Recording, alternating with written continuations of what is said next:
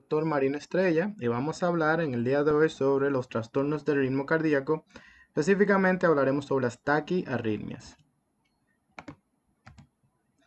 Entonces tenemos que para clasificar las taquiarritmias tenemos que ver cómo está el complejo QRS del paciente y si el ritmo es regular o irregular. Entonces tenemos que si es una taquicardia de complejo estrecho, o sea que el QRS es menor de 0.12 segundos, la próxima pregunta es si es regular o es irregular. En dado caso de que estemos ante una taquiarritmia de complejo estrecho regular, las posibilidades pueden ser una taquicardia sinusal, una taquicardia supraventricular o una taquicardia atrial.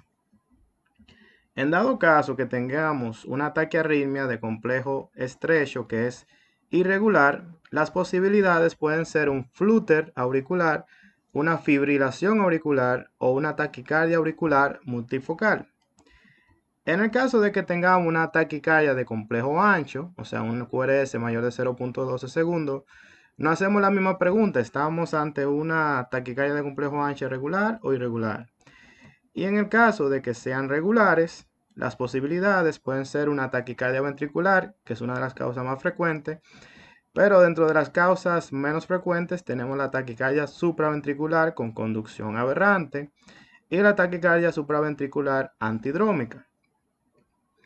También tenemos las taquiarritmias que tienen un complejo ancho y que son irregulares.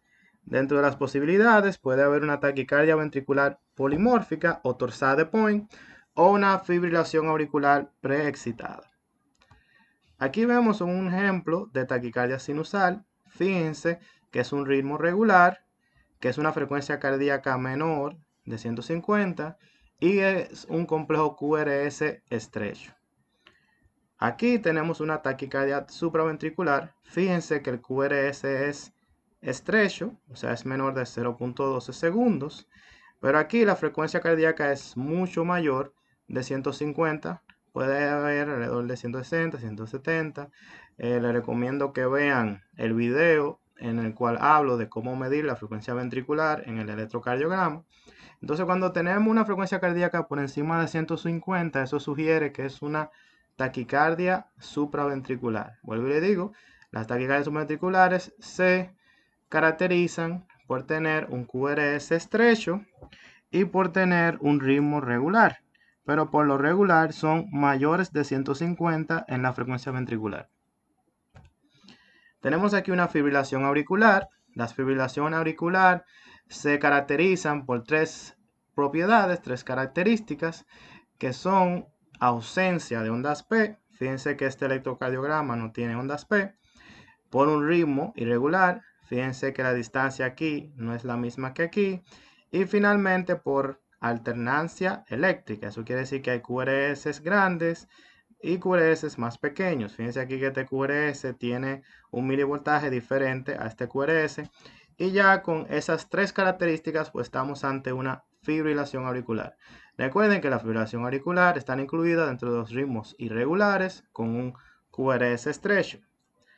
Aparte tenemos los flúter auriculares. Los flúter auriculares se diferencian porque cogen esta imagen, que es una imagen en serrucho. Fíjense cómo es la imagen del flúter auricular, que es una imagen en serrucho. Aquí tenemos la taquicardia ventricular. La taquicardia ventricular se caracteriza por tener un QRS ancho y un ritmo regular. Mientras que la torsade point es un QRS ancho con un ritmo irregular y toman una morfología de radar. Fíjense que parece como si fuera un radar. Aquí tenemos la fibrilación ventricular, que es un ritmo caótico que no conduce a nada. Y la fibrilación auricular es completamente irregular y como pueden ver es un ritmo que es completamente caótico, no conduce a nada, es aberrante y los pacientes que tienen fibrilación ventricular siempre estarán en parada cardiorrespiratoria. Entonces, ¿cómo tratamos las taquiarritmias? Para tratar las taquiarritmias debemos saber si el paciente está estable o si el paciente está inestable.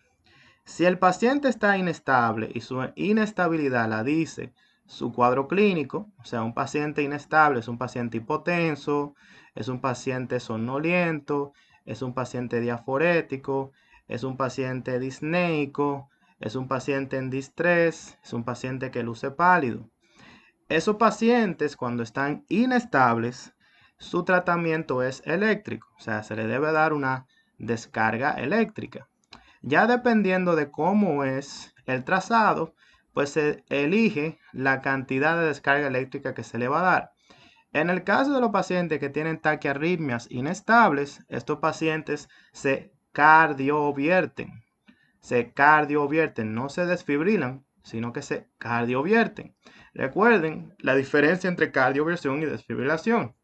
La desfibrilación es una descarga eléctrica desorganizada, no sincronizable con el electrocardiograma del paciente, mientras que la cardioversión sí es una descarga eléctrica sincronizable con el trazado del paciente.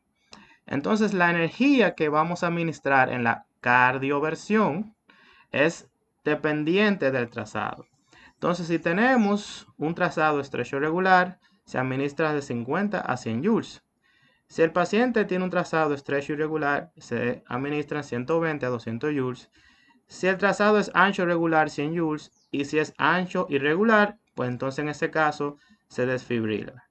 Los ritmos que son desfibrilables, ¿ok? Que ya le expliqué la diferencia entre cardioversión y desfibrilación.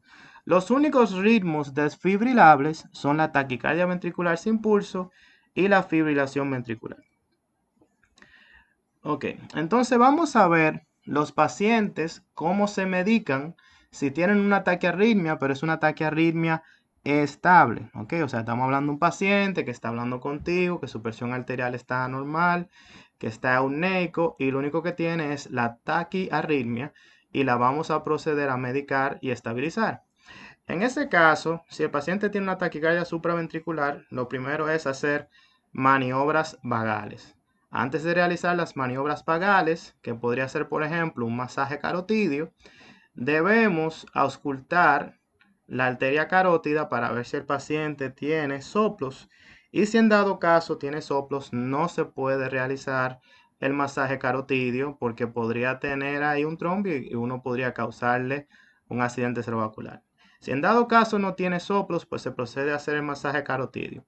Si con el masaje carotidio el paciente no mejora su taquiarritmia, entonces se continúa con adenosina a 6 miligramos intravenoso.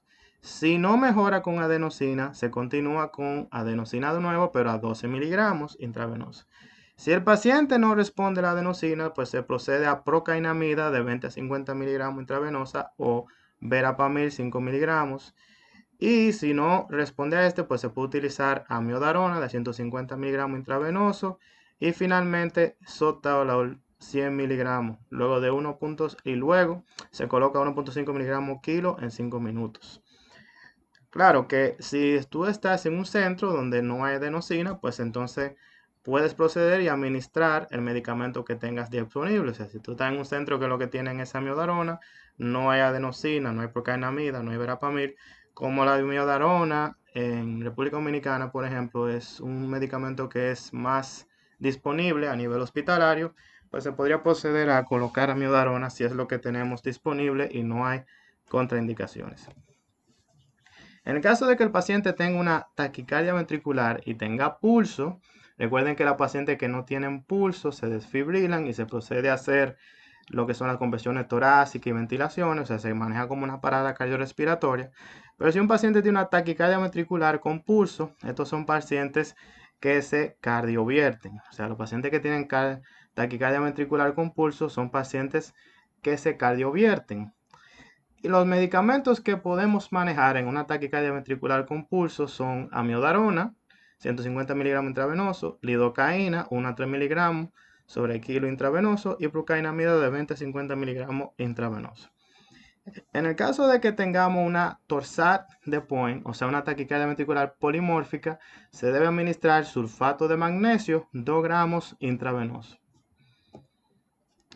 Entonces, si tenemos un paciente con una fibrilación auricular, ya quedamos que si hay inestabilidad hemodinámica, ese paciente se cardiovierte. Pero si tenemos un paciente que tiene una fibrilación auricular, el inconveniente con la fibrilación auricular es que esta taquiarritmia produce coágulos a nivel de las aurículas. Y entonces cuando tratamos de convertir el paciente a un ritmo sinusal, pues entonces uno de esos coágulos se puede desprender y puede venir una complicación secundaria al desprendimiento de ese coágulo, y es que puede producir un émbolo, puede irse al cerebro y causarle al paciente un accidente cerebrovascular.